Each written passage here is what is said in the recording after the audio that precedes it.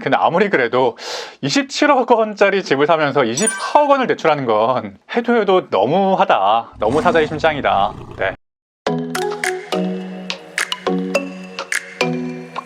네, 안녕하세요. 실전 법률을 알려드리는 현변이고요. 자, 오늘은요, 경제에 대한 이야기를 좀 해보려고 해요. 우리 공교육에서 좀 빠져있는 필수적인 지식 중 두 가지가 법률하고 경제라고 생각해요. 우리가 살면서 수학을 몰라도 살 수 있는데 아주 기본적인 법률적인 지식이라든가 아주 기본적인 경제적인 지식이 없게 되면은 살기가 좀 힘들어요. 점점 더 그런 사회로 가고 있는 것 같아요. 최소한의 경제의 흐름에 대해서 알지 못하면은 왜 이렇게 억울한 일이 발생할까? 라고 하는 일들이 생기게 되는 것 같아요. 법률과 생활에 관련된 제 유튜브를 하는 입장에서 재판 이후에 상대편의 재산을 좀 경매까지 하고 여러분의 재산을 좀 찾아주는 입장에서 경매와 법은 또 뗄래야 뗄 수가 없는 것 같아요. 집행의 꽃은 경매니까 상대편이 뭐 아파트가 있어서 뭐 집이 있어서 땅이 있어서 거기에다가 경매 신청을 하고 그 환가된 대금으로 우리 의뢰인의 돈을 되찾아줄 때 그때가 사실은 변호사로서 희열을 느끼는, 보람을 느끼는 그런 경우가 많거든요. 최근에 뉴스에 이런 글이 올라왔어요. 5년 만에 경매에 나온 서울대치동 음마아파트 앞으로 재개발되면, 재건축되면 대한민국 최고의 재건축 단지가 될 거라고 예상하고 있는 이 음마아파트, 가격도 그만큼 엄청나죠. 실제 가보면은 상당히 좀 오래된 건물이고 낙후되어 있고 수리도 거의 안 한 아파트이긴 하지만은 그 집이 엄청난 가격에 지금 매매가 되고 거기 전세가도 상당히 비싸고 그런 동네죠. 정말 그 고가의 아파트인 음마아파트가 경매에 나왔다.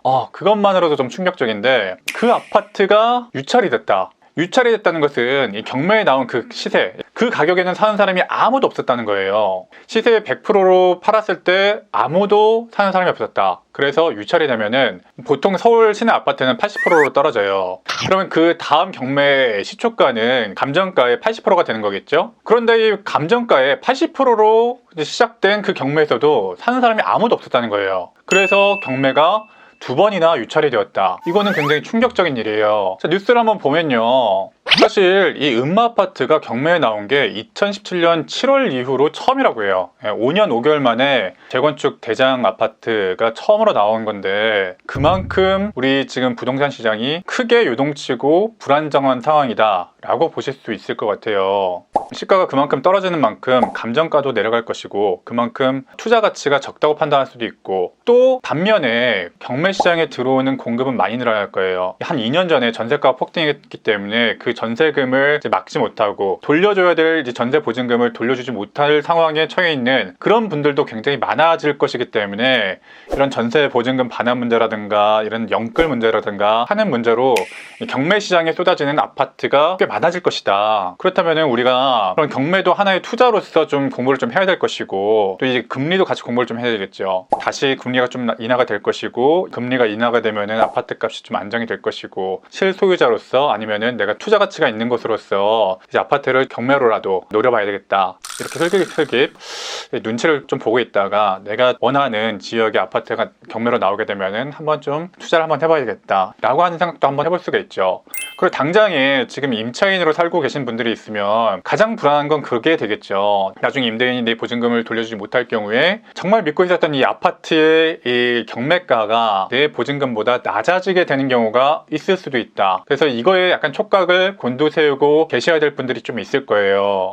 올라가는 대출 금리를 좀 따라가지 못하고 또 투자 심리도 굉장히 위축이 되면서 해결되지 못하는 전세 보증금이 많아질 수가 있다. 이번에 경매가 2번이나 유찰된 이 음마아파트의 소유자분도 받을 수 없는 대출까지 다 받아가지고 정말 영끌하셨던 분인 것 같아요. 이분이 매수한 가격은 27억이었던 것으로 보이고 있어요. 근데 문제는 이 매수가가 문제가 아니라 27억을 마련하면서 24억 원을 대부업체에서 빌리면서 비교적 높은 이자를 낼 수밖에 없었겠죠. 또 계속해서 금리는 올라가고 투자 심리는 또 위축되고 되팔 수도 없는 지경에 이르다 보니까 경매까지 가게 된 거죠. 이 경우는 임의 경매였죠. 아무래도 대부업체에 근저당을 설정해 줬던 것 같아요. 근저당에 기한 경매의 경우에는 임의 경매가 됩니다. 이자를 연체했을 경우에 근저당권자는 언제든지 경매를 칠 수가 있어요. 이 근저당권자 같은 경우에는 경우에는 2번, 3번 연체만 되면은 대출 계약에 따라서 바로 임의경매가 들어갈 수 있죠. 지금 24억 원이 대출이면 이자만 월 2천만 원이잖아요. 진짜 이게 사자의 심장이다. 사자 같은 심장인데, 물론 이게 하이 리스크 하이 리턴일 수도 있습니다만은 비정상적인 대출을 끌어다 쓰면서 영끌 투자를 함으로 인해서 사실 이 투자 업체도, 이 대출 업체도 상당한 피해를 볼 수밖에 없어요. 근저당을 뭐 24억을 한 것 같은데,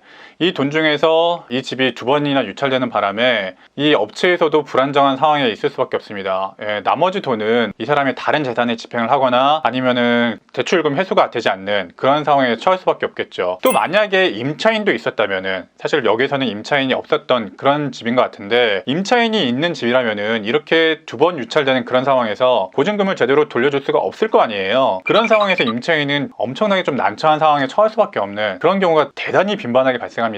저에게 오시는 대부분의 임차인분들이 그런 상황에서 많이 오시는데, 굉장히 좀 힘들고 고통스러운 소송 절차를 거쳐야 돈을 돌려받을 수가 있는 그런 상황이 되게 많습니다. 그러니까 어떤 투자를 하실 때는 본인과 이 주위 사람들에게 어떤 피해가 갈 수가 있고 투자의 리스크는 어떻고, 특히 경제 상황이 어떻게 급변할지 모르는 이런 상황에서는 정말 좀 신중하게 좀 투자를 해주셨으면 좋겠다. 제가 다시 한번 말하지만, 제가 법률 유튜브지만 경제 상황이 어떻게 흘러갈지를 한번 좀 예측을 좀 해보고 그에 맞추어 가지고 안정적인 좀 투자를 하시는 게 타인에게 좀 피해를 입히지 않고 자신에게도 이득이 되는 투자를 하는 길이다, 그렇게 생각하시고 경제 공부도 같이 해주시기를 좀 당부드립니다. 제가 오늘은 좀 특이하게 경매에 나온 음마아파트 물건이 있어서 경제 얘기와 함께 좀 해봤고요. 제가 경매 전문가도 아니고 경제 전문가도 아닌데 참 걱정스럽습니다. 이런 물건들이 경매에 많이 쏟아질 것이고, 그렇게 되면은 저희 돈을 받아야 되는 임차인분들이나 이런 채권자분들의 채권을 제대로 회수하지 못할 정도로 경매 시세가 조금 좀 낮아지지 않을까, 그런 걱정들이 좀 많이 앞서고요.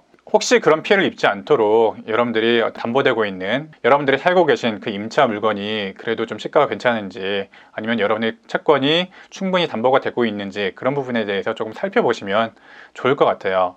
근데 아무리 그래도 27억 원짜리 집을 사면서 24억 원을 대출하는 건 해도 너무하다, 너무 사자의 심장이다. 네, 이렇게 정리할 수가 있겠습니다. 네, 오늘도 시청해주셔서 감사합니다. 저는 실전법률 알려드리는 현변이었습니다.